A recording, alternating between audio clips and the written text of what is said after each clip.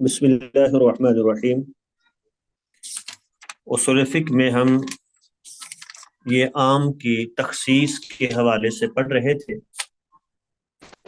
کہ بعض اوقات عام حکم وہ مستقل ہوتا ہے، الگ ہوتا ہے، مکمل ہوتا ہے، پھر اس کے بعد الگ سے اس کی تخصیص ہوتی ہے۔ اس کی صورتیں ہم پڑھ چکے کہ وہ کبھی عقل سے کی جاتی ہے تخصیص، کبھی عرف سے کی جاتی ہے،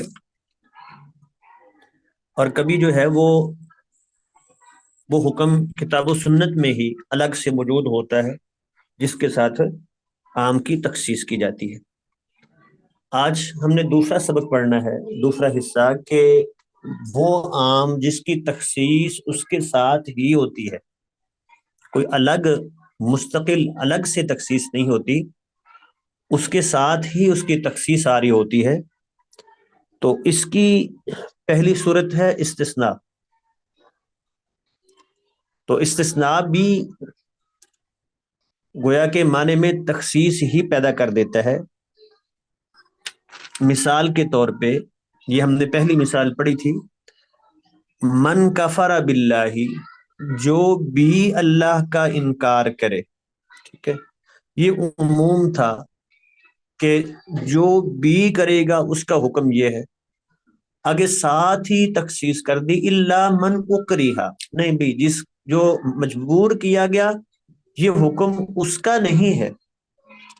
تو من عموم کے لیے تھا، وہ تو بتاتا تھا کہ جو بھی کفر کرے گا اس کا حکم یہی ہوگا، لیکن الا من اکرہ سے یہ نکل گیا کہ ہاں اس من کفارہ میں آگے جو حکم آ رہا ہے اس میں الا من اکرہ والا شامل نہیں ہے۔ اسی طرح وہ عباد الرحمن جو ہے اس کی ان کے اوصاف بیان کرتے ہوئے فرمایا کہ وَلَا يَقْتُلُونَ النَّفْسَ الَّتِي حَرَّمَ اللَّهُ إِلَّا بِالْحَقِّ، وہ کسی ایسی جان کو قتل نہیں کرتے جس کو اللہ نے حرام قرار دیا ہے، کسی کو بھی قتل نہیں کرتے، ٹھیک ہے، الا بالحق۔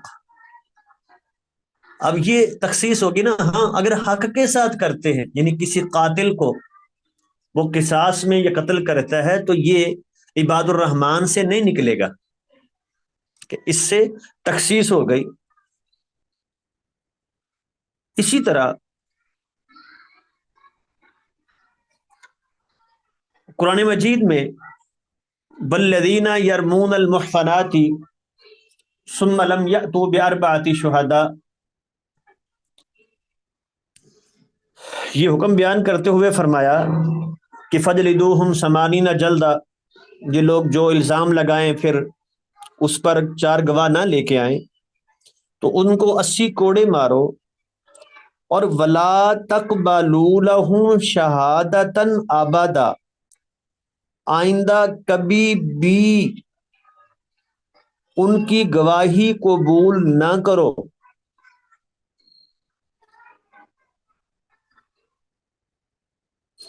وَأُولَئِكَ هُمُ الْفَاسِقُونَ، اور وہ فاسق ہیں،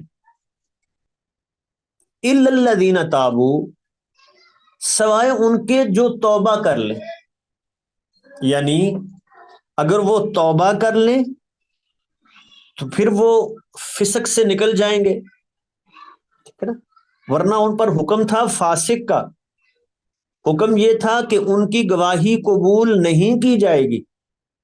ہاں الا الذین تابوا، اگر وہ توبہ کر لیں یہ خاص ہو گئے، ٹھیک ہے، یعنی یہ اس حکم میں نہیں آئیں گے کہ جن کی آئندہ کبھی گواہی قبول نہیں کرنی اور وہ فاسق ہیں، یہ الا الذین تابوا کے ساتھ یہ لوگ نکل گئے، تو اس عام کی جو عمومی تھا کہ ان کی گواہی کبھی قبول نہیں اور وہ فاسق ہیں، اس سے یہ استثناء کے ساتھ نکل گئے۔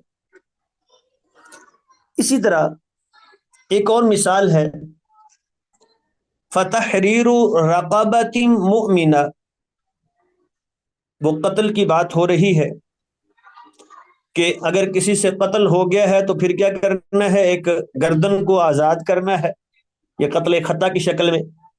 وَدِيَّةٌ مُسَلَّمَةٌ إِلَىٰ أَهْلِهِ، اور دیت ہوگی جو اس کے گھر والوں کو دی جائے گی، سونپی جائے گی. یہ دیت دینی ہے. إِلَّا أَن يَصَّدَّقُوا، ساتھ ہی یہ تخصیص آ گئی، استثناء آ گیا، اللہ یہ کہ وہ صدقہ کر دیں. ہاں وہ رسا اگر معاف کر دیں تو یہ حکم ختم. ٹھیک ہے، یعنی پھر یہ دیت ادا نہیں کرنا ہوگی اگر وہ معاف کر دیں. تو اس پہلے تھا عموم کے دیت دینی ہے، اب یہ خاص ہو گیا استثناء کے ساتھ کہ جو معاف کر دیں پھر ان کو دیت نہیں دینی. تو یہ پہلی شکل ہے کہ حکم عام ہوتا ہے لیکن اس کے ساتھ ہی وہ ایسی دلیل آ جاتی ہے جو اس کو خاص کر دے، اور اس دلیل کی ایک شکل ہے استثناء، کہ استثناء کے ساتھ حکم کو، اس عموم کو خاص کر دیا جاتا ہے. دوسری شکل جو خاص ہی، جو ساتھ ہی جو ہے وہ تخصیص ہوتی ہے، عموم کے ساتھ ہی ایسی دلیل ہوتی ہے جو اس کو خاص کر دیتی ہے، وہ ہے صفت. کبھی صفت آ جاتی ہے جو بتاتی ہے کہ یہ عام جو ہے یہاں عام نہیں رہا بلکہ خاص ہے. جیسے وربائبکم اللاتی فی حجورکم، تمہاری ربیبائیں، وہ پہلی، وہ بیوی کی وہ بیٹی جو پہلے خامد سے ہے، تو من نسائکم اللاتی دخلتم بہن، یہ تمہارے لیے حرام ہے ایک عورت سے نکاح کیا، اس کی جو پہلی اولاد ہے، وہ بیٹی ہے پہلے خامد سے، وہ حرام ہے. اب یہ تو تھا عموم، لیکن ساتھ ایک صفت آ گئی، اللاتی دخلتم بہن. شرط یہ ہے کہ وہ اس بیوی کی بیٹی ہو جس کے ساتھ تم نے دخول کر لیا ہے، ورنہ اس سے پہلے کیا تھا؟ اللاتی دخلتم بہن اگر نہ آتا تو حکم کیا ہوتا کہ اگر کسی عورت سے نکاح کر لیا ہے تو اب اس کی بیٹی سے نکاح نہیں ہو سکتا. لیکن اللاتی دخلتم بہن نے اس عموم کو خاص کر دیا کہ یہ ہر عورت کے ساتھ، یہ عموم نہیں ہے بلکہ اس عورت کی بیٹی کا حکم ہے جس سے رخصتی ہو چکی ہے، دخول ہو چکا ہے. تو یہ صفت یہ بھی کبھی جو ہے وہ اس عام کو خاص کر دیتی ہے. اسی طرح تیسری چیز جو عام کو خاص کر دیتی ہے اور وہ کوئی الگ نہیں ہوتی، ساتھ ہی ہوتی ہے، وہ ہے شرط. کبھی کلام کے اندر ہی وہ شرط کے ساتھ اس عام کو خاص کر دیا جاتا ہے. جیسے فلا جناح علیکم، تم پر کوئی حرج نہیں، کوئی گناہ نہیں ہے. اب یہ عموم تھا لیکن ساتھ ہی آ گیا اذا سلمتم ما آتیتم بالمعروف. کب نہیں حرج؟ جب تم ان کو وہ دینا ہے وہ دو ان کو، ٹھیک ہے، ان کا حق مہر ہے یا جس کی بات ہو رہی ہے، تو تم ان کو وہ دو تو کوئی حرج نہیں ہے. ٹھیک ہے. اسی طرح اگلی مثال وَلَكُمْ نِصْفُ مَا تَرَكَ أَزْوَاجُكُمْ، تمہارے لیے وہ نصف حصہ ہے خاوند کے لیے، ما ترک ازواجکم، جو تمہاری بیویاں چھوڑ جائے. اب اگر یہاں تک رہتے، یہ عموم تھا کہ بیوی جو چھوڑ کے مرے گی خاوند کو نصف ملے گا، یہ عموم تھا. بیوی کیسی ہو، اس کی اولاد ہو نہ ہو کوئی فرق نہیں. لیکن ان لم یکن لہن ولد، یہ شرط، اگر اولاد نہ ہو تو یہ حکم ہے. اب یہ خاص ہو گیا. تو کبھی شرط کے ساتھ بھی عموم کی تخصیص ہو جاتی ہے۔ چوتھی چیز جس سے عموم کی تخصیص ہوتی ہے وہ ہے غایت، انتہا، کہ یہ حکم یہاں تک ہے، انتہا، جس کے لیے عام طور پہ الا کا لفظ استعمال ہوتا ہے یا حتیٰ کا صیغہ استعمال ہوتا ہے۔ تو یعنی یہاں تک یہ حکم ہے، اس کے بعد یہ حکم نہیں ہے۔ اتم الصیام الی اللیل مشہور مثال ہے کہ روزہ پورا کرو، کب؟ الی اللیل، رات تک۔ تو آگے اس کے بعد جو ہے جب سورج غروب ہو گیا تو اگلا حصہ وہ صیام میں شامل نہیں ہے۔ اسی طرح ایک مثال جو اس نے لکھی ہے کہ انفق علی طلاب الکلیہ الی ان یتخرجوا، کہ کالج کے طلباء پر خرچ کرو، یہ خرچ کرنا عموم ہے، کالج کے طلباء پر خرچ کرو۔ الی ان یتخرجوا، کب تک؟ یہ آ گئی اب ایک طرح کی ساتھ تخصیص، جب تک وہ فارغ نہیں ہو جاتے۔ اگر یہ لفظ نہ ہوتا تو حکم عام تھا کہ وہ پہلے دن پڑھنے آئے ہیں یا وہ فارغ ہو گئے ہیں یا ہونے والے ہیں، سب پر خرچ کرو۔ لیکن یہ الی ان یتخرجوا، اس نے وہ حکم خاص کر دیا کہ ان کی فراغت تک خرچ کرو۔ اسی پہ ایک ضابطہ ہے کہ بعض اوقات یہ غایات ہوتی نا، انتہا، وہ ایک سے زائد ہو جاتی، تو پھر دیکھا جاتا ہے کہ اگر وہ عطف کے ساتھ ہے تو پھر دونوں مقصود ہوں گی، یا تخییر کے ساتھ ہے تو ان میں سے کوئی بھی ایک ہو۔ مثال سے ذات سمجھتے ہیں، یہی مثال اگر آ جائے انفق علی طلاب الکلیہ، کہ کالج کے طلباء پر خرچ کرو، الی ان یتخرجوا ویسافروا، ایک تو یہ ہے، یہ کہیں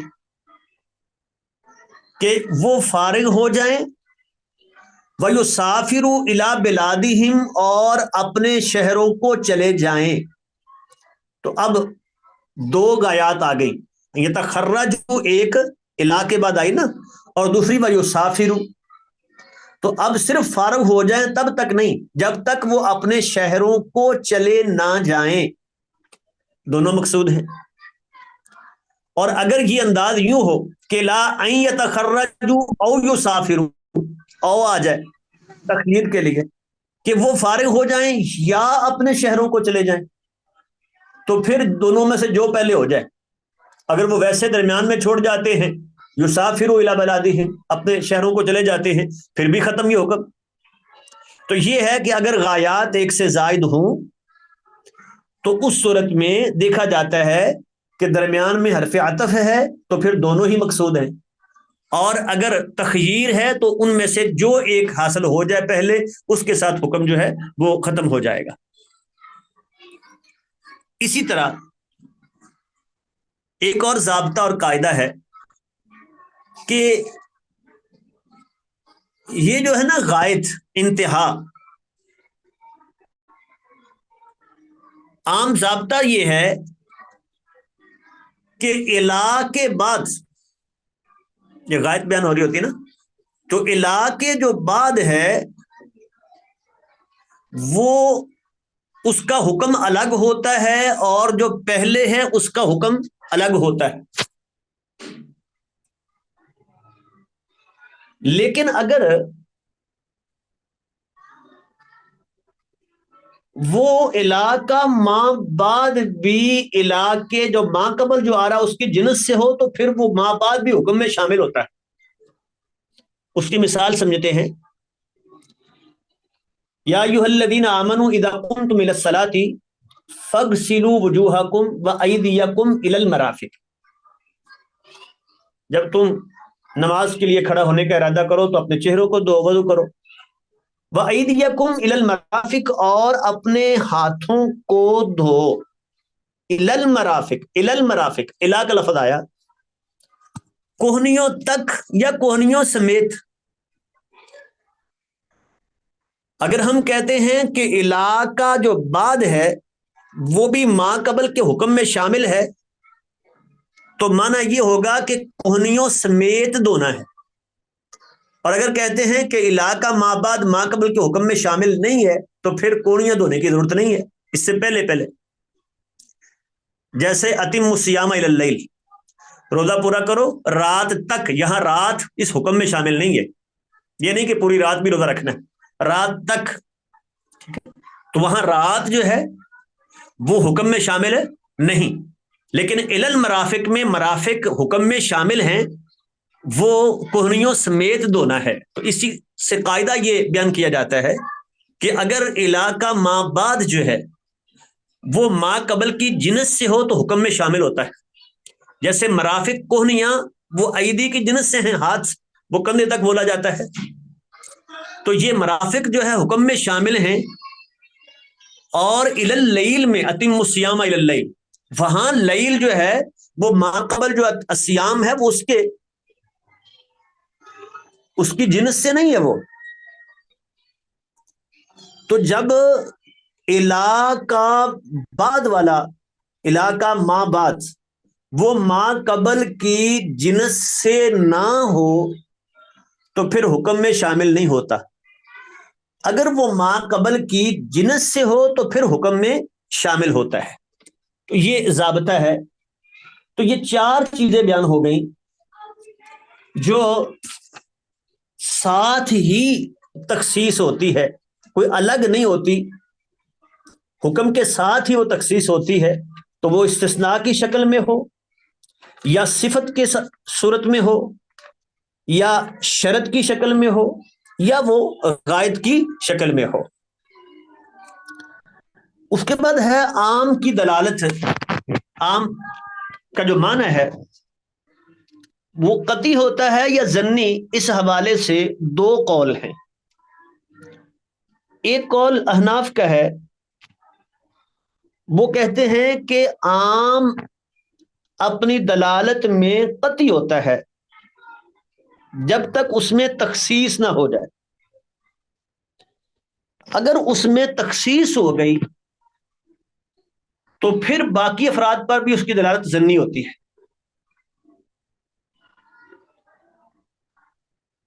جبکہ جمہور علماء یہ کہتے ہیں کہ عام کی دلالت تمام افراد پر ظنی ہوتی ہے.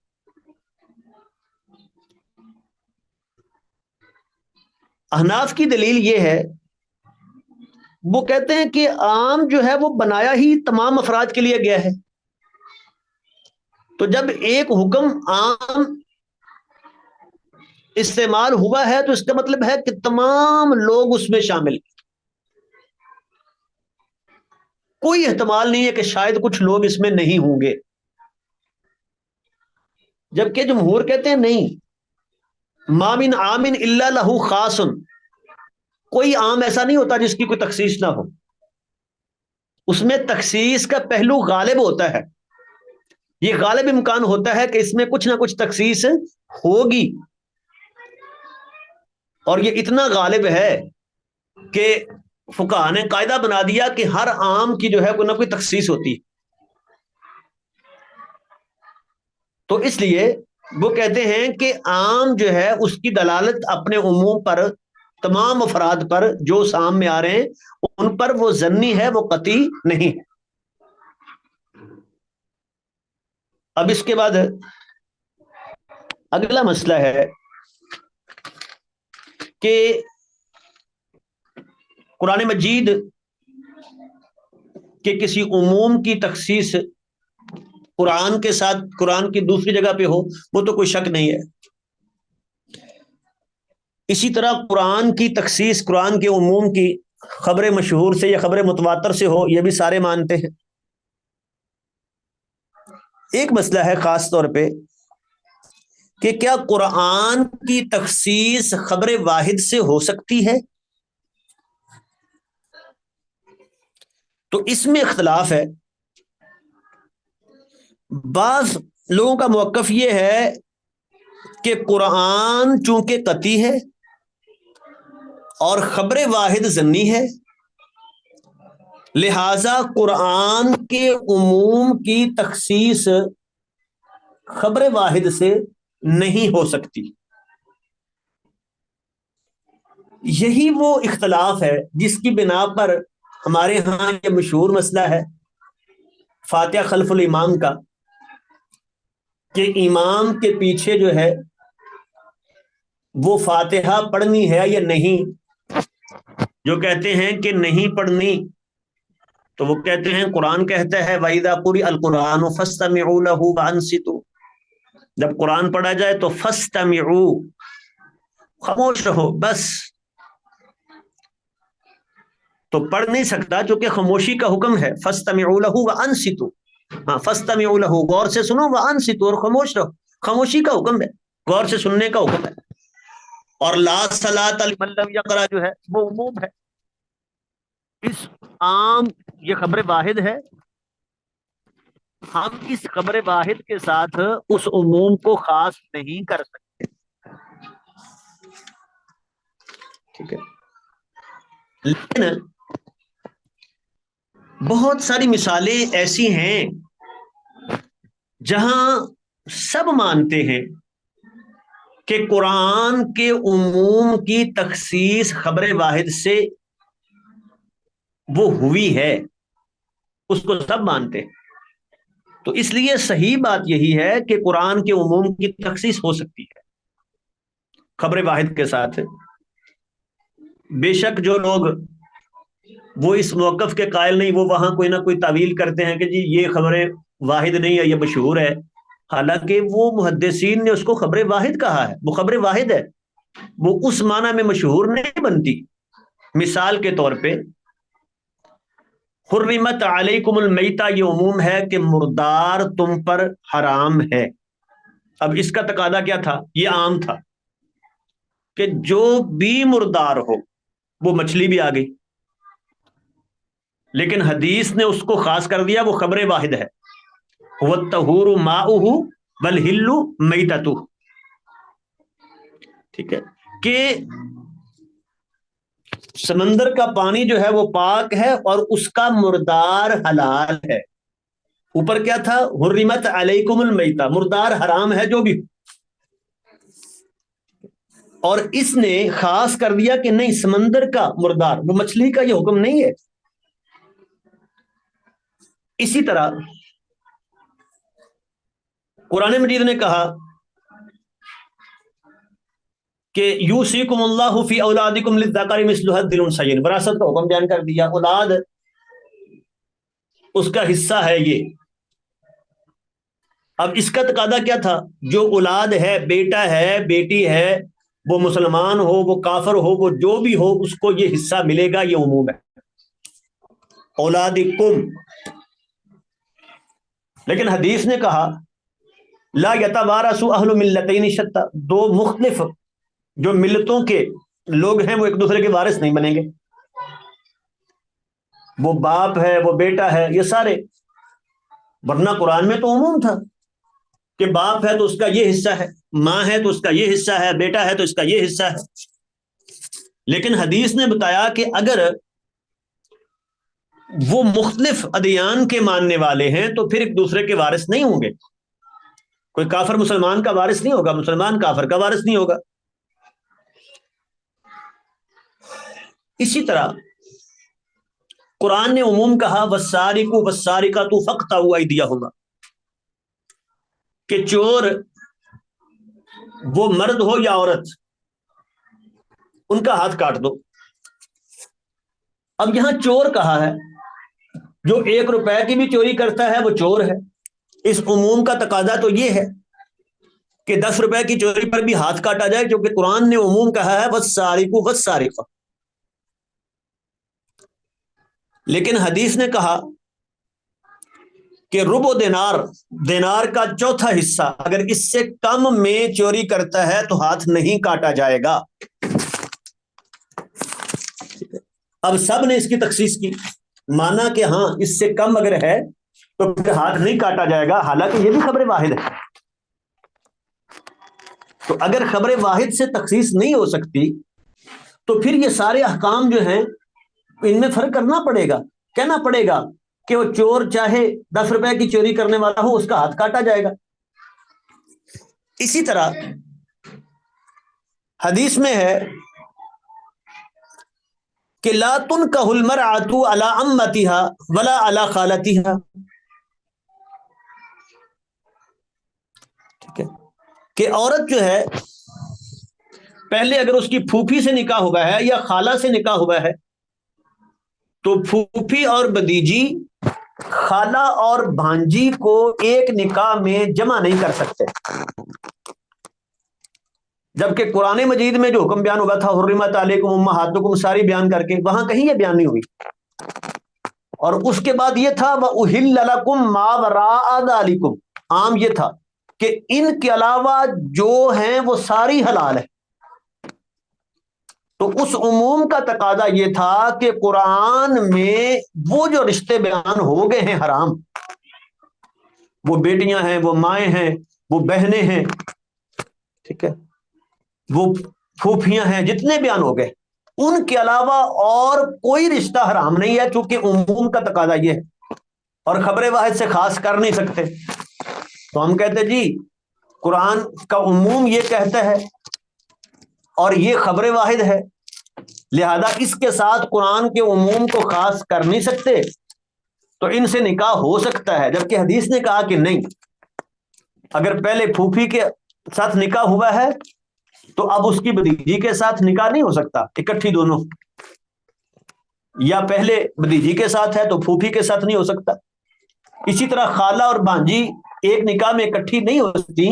یہ حکم اب قرآن کے عموم کو تو یہ خاص کر رہا ہے، یہ ساتھ زیادہ آ رہا ہے، تو اس لیے یہ ماننا پڑے گا کہ قرآن کے عموم کو خبر واحد کے ساتھ خاص کیا جا سکتا ہے۔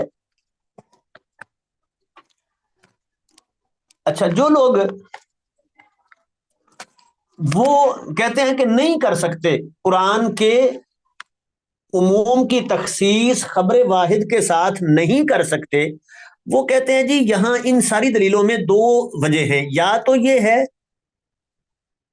کہ قرآن جو ہے وہ اپنے عموم پر قطعی ہوتا ہے جب تک اس کی تخصیص نہ ہو جائے، جب تخصیص ہو جائے تو پھر وہ باقی افراد پر ظنی ہو جاتا ہے، یا تو یہاں ہوگی تخصیص وہ کسی قطعی ذریعے سے، تو باقی افراد ان پر اس کی دلالت ظنی تھی، تو لہذا ظنی کی جو ہے تخصیص ہو سکتی ہے خبر واحد سے۔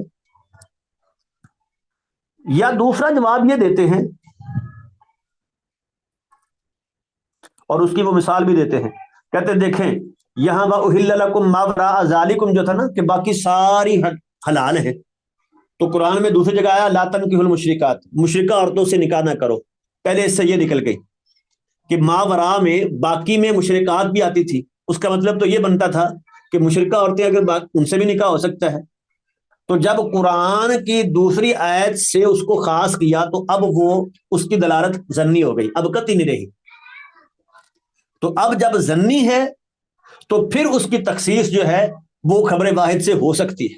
جی ہم بات یہ کر رہے تھے جو لوگ کہتے ہیں کہ قرآن مجید کے عموم کی خبر واحد سے تخصیص نہیں کر سکتے، وہ یہاں دو جواب دیتے ہیں، کہتے ہیں یا تو کہیں یہ ہوتا ہے کہ قرآن کے اس عموم کی تخصیص جو ہے وہ کسی دوسری آیت سے ہو جاتی ہے قطعی ذریعے سے، وہ خبر متواتر سے ہو یا قرآن کی دوسری آیت سے ہو، جیسے وَأُحِلَّ لَكُم مَا وَرَاءَ ذَلِكُم عموم کی کہتے ہیں تخصیص ہو گئی، لا تنکحوا المشرکات سے پہلے یہ کچھ تخصیص ہوگی کہ یہ نکل گئی، جب یہ نکل گئی تو وہ کہتے ہیں جب تخصیص ہو جائے تو پھر باقی پر دلالت ظنی ہو جاتی، جب اس کی دلالت بھی قطعی نہ رہی ظنی ہو گئی تو پھر اس سے خبر واحد سے پھر تخصیص ہو سکتی ہے۔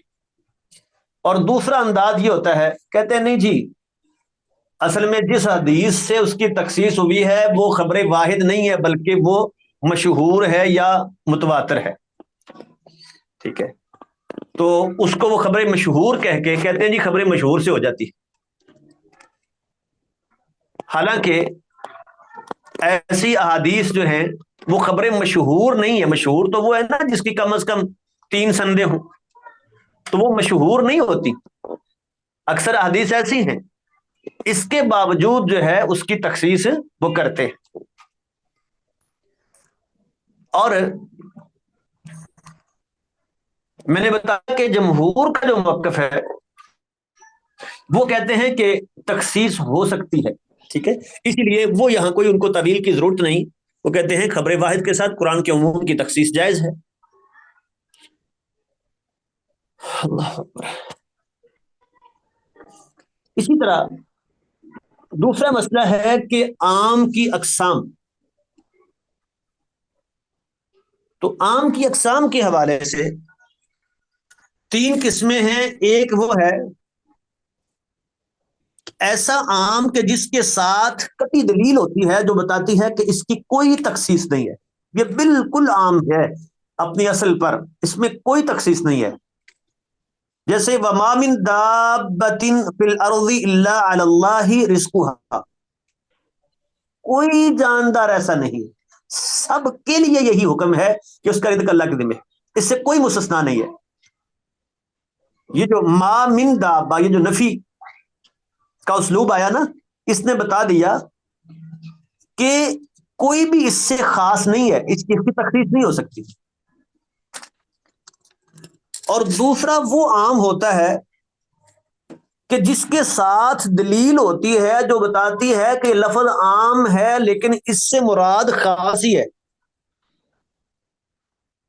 عموم پر یہ باقی نہیں ہے. جیسے وَلِلَّهِ عَلَى النَّاسِ حِجُّ الْبَيْتِ، یہ اللہ کا حق ہے لوگوں پر کہ وہ اس کے گھر کا حج کریں. حج کرنا یہ فرض ہے. کہا تھا علی الناس، ناس عام تھا، لوگوں پر، تمام لوگوں پر، الناس.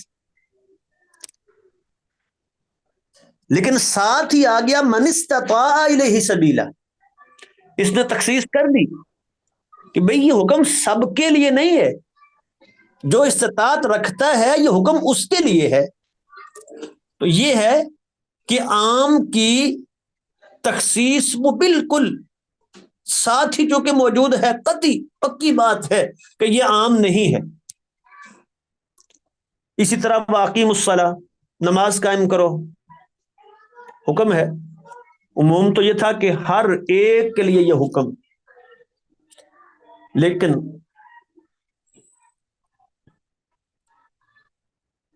عقل خود بتا رہی ہے کہ یہ حکم جو پاگل ہیں ان کے لیے ہو ہی نہیں سکتا، چھوٹے بچوں کے لیے ہو ہی نہیں سکتا، وہ اس سے خارج ہے. تو اس کی تخصیص ہو گئی نا. ایسے ہی فمن شہید منکم الشہر فلیصمہ، جو یہ رمضان کا مہینہ پالے تو وہ روزہ رکھے. من شاہدہ، من عموم کے لیے تھا، جو بھی پالے، لیکن وہ پاگل ہے، ٹھیک ہے، وہ چھوٹا بچہ ہے، تو عقل بتا رہی ہے کہ وہ اس میں شامل ہو ہی نہیں سکتے. اور وہ حدیث نے بھی بتا دیا رفع القلم عن ثلاث، 3 لوگوں سے قلم اٹھا لیا گیا ہے. عن الصبی حتی یحتلم، بچے سے جب تک وہ بالغ نہ ہو جائے وہ اس حکم میں نہیں ہوتا شامل. پاگل سے جب تک اس کو افاقہ نہ ہو جائے، ہوش نہ آ جائے، اور سوئے ہوئے سے جب تک وہ بیدار نہ ہو جائے. تو اسی طرح قرآن مجید میں کہا وقودها الناس والحجارہ، کہ وہ جہنم جو ہے اس کا ایندھن ہے الناس، الف لام آیا تھا جس کا معنی تو یہ بنتا تھا کہ تمام لوگ، سب کے سب اس کا ایندھن ہے.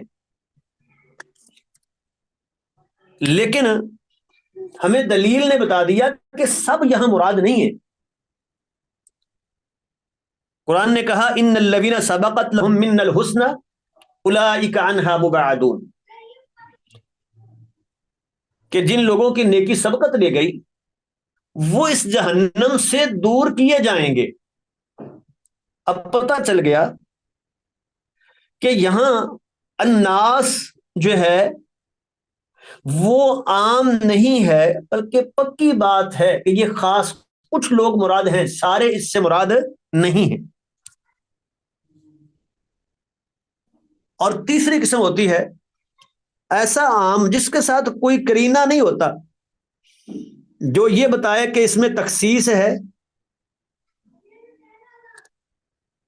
یا عموم پر باقی ہے، دونوں طرف کا کوئی کرینہ نہیں ہوتا۔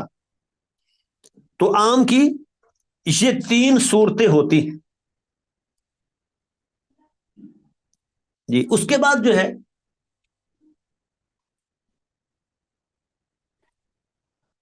ایک اور ضابطہ ہے جسے ایک قاعدے سے بیان کیا جاتا ہے کہ العبرۃ بعموم اللفظ لا بخصوص السبب۔ اعتبار جو ہے وہ عام لفظ کا ہوتا ہے، خاص سبب کا نہیں ہوتا۔ عام لفظ کا اعتبار ہوتا ہے، خاص سبب کا اعتبار نہیں ہوتا۔ کیا مطلب ہے کہ بعض اوقات یہ ہوتا ہے کہ وہ حکم جب نازل ہوا تو اس کا پیچھے کوئی خاص سبب تھا، کسی نے کوئی سوال کیا، اس کے جواب میں وہ حکم آیا، کوئی خاص واقعہ پیش آیا، اس کے جواب میں وہ حکم نازل ہو گیا۔ تو کیا وہ جواب، وہ حکم اسی سوال کے ساتھ خاص ہوگا، اسی بندے کے ساتھ؟ تو اس کا جواب دیتے ہیں کہ نہیں، بے شک واقعہ خاص ہو، سبب خاص ہو، لیکن اگر حکم عام ہے تو وہ سب کے لیے ہوگا، صرف اس سوال کا جواب وہ نہیں سمجھا جائے گا، بس اسی کے لیے ہے۔ مثال کے طور پہ وہ مشہور حدیث ہے، ایک شخص آتا ہے اللہ کے نبی، انا نرکب البحر، ہم سمندر کا سفر کرتے ہیں، ساتھ تھوڑا سا پانی لے جاتے ہیں، اگر اس پانی سے ہم وضو کر لیں تو پینے کو کچھ نہیں بچتا، تو کیا ہم وہ سمندر کے پانی سے وضو کر سکتے ہیں؟ تو فرمایا هو الطہور ماؤہ، بھئی اس کا پانی پاک ہے۔ تو کیا یہ سمجھا جائے گا کہ یہ جواب صرف اسی کے لیے ہے کہ اس بندے کے لیے حلال تھا، باقیوں کے لیے نہیں؟ یا یہ کہیں کہ جو ساتھ پانی لے کے جائے پھر اس کے پاس پینے کے لیے ہو لیکن وضو کرنے کے لیے نہ ہو تو اس کے لیے ہے کہ وضو کر سکتا ہے؟ اگر خاص کریں گے تو یہ مفہوم بنے گا، لیکن نہیں، حکم عام ہے، هو الطہور ماؤہ، اس کا پانی پاک ہے، بس وہ پانی کو لے کے جائے یا نہ لے کے جائے، وضو کرنے کے لیے ہو یا نہ ہو، کوئی بات نہیں، حکم عام ہے کہ سمندر کا پانی پاک ہے۔ اسی طرح دوسری مثال ہے کہ اللہ کے نبی جا رہے تھے، دیکھا کہ ایک مردہ بکری پڑی ہے، تو آپ نے فرمایا ہلا اخذتم اہابہ، بھائی اس کا چمڑا کیوں نہیں لے لیا تم نے؟ اس سے فائدہ اٹھا لیتے، رنگ کے اس کو استعمال کر لیتے۔ انہوں نے کہا جی یہ تو مردہ تھی۔ تو آپ نے فرمایا پھر کیا ہوا؟ یطہرها الماء والقرص، وہ رنگنے سے یہ پاک ہو جاتی۔ تو اب یہ حکم عام ہے کہ چمڑا رنگنے سے پاک ہو جاتا ہے، چاہے وہ مردار کا ہو۔ لیکن اگر کہیں گے کہ یہ خاص وہ سوال تھا بکری کے بارے میں، تو بکری کا چمڑا پاک ہو جاتا ہے، کیونکہ جواب میں آپ بکری کے بارے میں کہا تھا کہ رنگنے سے پاک ہو جاتا۔ یا یہ کہیں کہ اسی بکری کا جس پہ آپ نے کہا تھا، کیونکہ خاص معاملہ پیش آیا تھا جس پہ آپ نے یہ بات کی، اس کا پاک ہوا، کسی اور کا نہیں۔ تو ایسا نہیں ہے. یہ حکم جو ہے وہ اگرچہ سبب پیچھے خاص ہے لیکن حکم عام ہے. ہر وہ چمڑا ایما اہاب دبغت فقد طہر، جس چمڑے کو بھی رنگ دیا گیا وہ پاک ہو گیا. اسی طرح ایک تیسری مثال ہے، وہ حضرت سعد بن ربیع رضی اللہ تعالیٰ کی بیوی اللہ کے نبی کے پاس آتی ہیں. کہا اللہ کے نبی، یہ سعد کی 2 بیٹیاں ہیں اور حضرت سعد جو ہیں وہ احد میں آپ کے ساتھ شہید ہو گئے. اب چچا نے مال لے لیا ہے کہ سارا میرے پاس آئے گا. جو چلتا تھا پہلے کہ عورتوں کو وراثت نہیں ملتی تھی، تو چچا ہے، بیٹے تھے کوئی نہیں، تو سارا مال جو ہے چچا نے لے لیا. تو آپ نے فرمایا کہ بھئی چچا کو بلا کے اس کی بیوی کو 8واں حصہ دو اور 2/3 جو ہے وہ بیٹیوں کو دو، باقی تمہارا ہوگا. تو اب یہ خاص سوال تھا جس کے جواب میں آپ نے فرمایا کہ بھئی تم اس کو دو. تو کیا کہا جائے گا کہ اگر کوئی شہید ہو جائے تو اس کی بیٹیوں کو دیا جائے گا، اس کی بیوی کو دیا جائے گا، یا یہ حکم خاص حضرت سعد کی بیٹیوں اور بیوی کے لیے تھا؟ ٹھیک ہے، یا جس کی شکایت آ جائے اس کے لیے حکم ہے؟ نہیں، یہ حکم عام ہے کہ بیٹیوں کا حصہ اتنا ہے، بیوی کا حصہ اتنا ہے. وہ اس کا خامد جو ہے وہ شہید ہوا ہے، یعنی بیٹیوں کا باپ شہید ہوا ہے یا بستر پہ مرا ہے، جو بھی ہے بیٹیوں کا حصہ یہ ہے، جس کو خاص نہیں کیا جائے گا. تو العبرۃ بعموم اللفظ لا بخصوص السبب، اعتبار عام لفظ کا ہوتا ہے، خاص سبب کا نہیں ہوتا. اسی کی چوتھی مثال ہے، وہ واقعہ لعان مشہور ہے کہ حضرت حلال بن امیہ نے اپنی بیوی پر الزام لگایا، جی میں نے اس کو بدکاری کرتے دیکھا ہے. تو اللہ تعالیٰ نے وہ لعان کی یاد نازل کر دی کہ اب یہ قسمیں اٹھائیں 5. ٹھیک ہے، تو کیا کہا جائے گا کہ یہ آیات کا حکم صرف حضرت حلال بن امیہ کے لیے. اب اگر کوئی معاملہ پیش آتا ہے اس کے لیے یہ نہیں ہوگا، نہیں،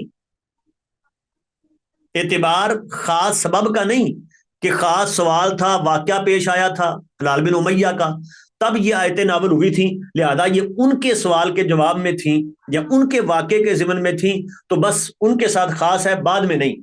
نہیں، جہاں بھی یہ معاملہ پیش آئے گا یہ حکم سب کے لیے ہوگا کہ جب بھی خامد اگر بیوی پر الزام لگاتا ہے، اس کے پاس گواہ نہیں ہوتے، تو وہ یہ لعان کریں گے، قسمیں اٹھائیں گے، اور وہ اس کے بعد ان علیحدگی ہو جائے گی. تو یہ حکم سب کے لیے ہے، خاص حضرت حلال بن امیہ کے لیے نہیں.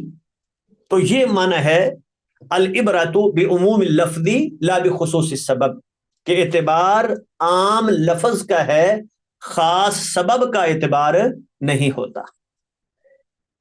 جی یہاں تک جو ہے کوئی اگر سوال ہے تو کر لیں، باقی انشاءاللہ ہم کل کے سبق میں آگے چلیں گے.